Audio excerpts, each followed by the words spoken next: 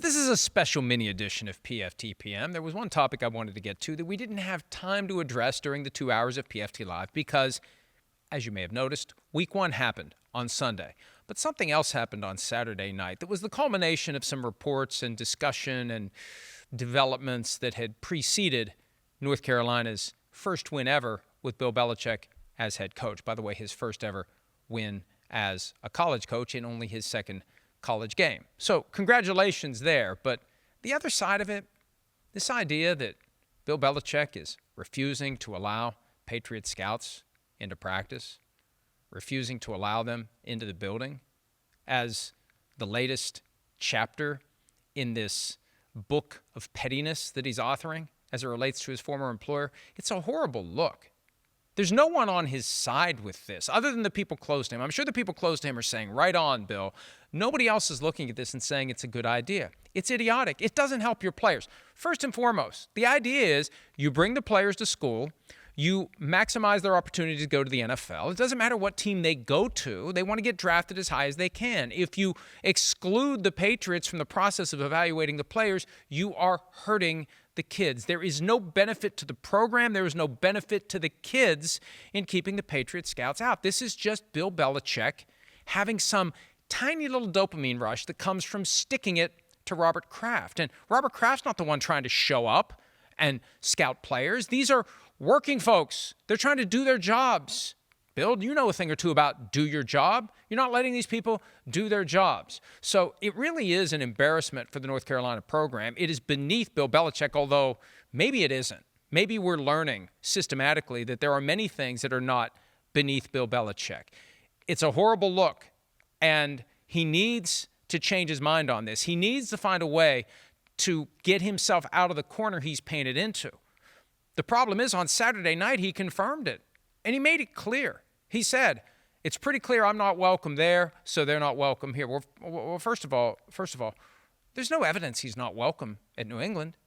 Just months after he was fired, and he was fired. He can call it a mutual parting all he wants, but he was fired, and he's probably upset about that. But you know what? Coaches get fired all the time. Yeah, Bill, what happened to you? Grow up, deal with it, move on. But just months after he was fired, he was back at the Tom Brady Hall of Fame enshrinement. He had a table on the floor next to the Crafts table. He spoke at the ceremony.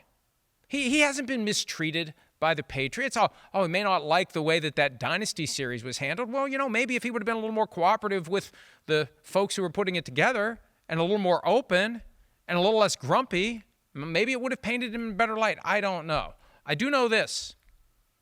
Did the research yesterday, and this is a no-brainer, and this is one of the fundamental differences between working for a private company and working for the state. At North Carolina, he works for the state. And when you work for the state, you have certain obligations. One of them is, under the 14th Amendment to the U.S. Constitution, you cannot discriminate at your whim.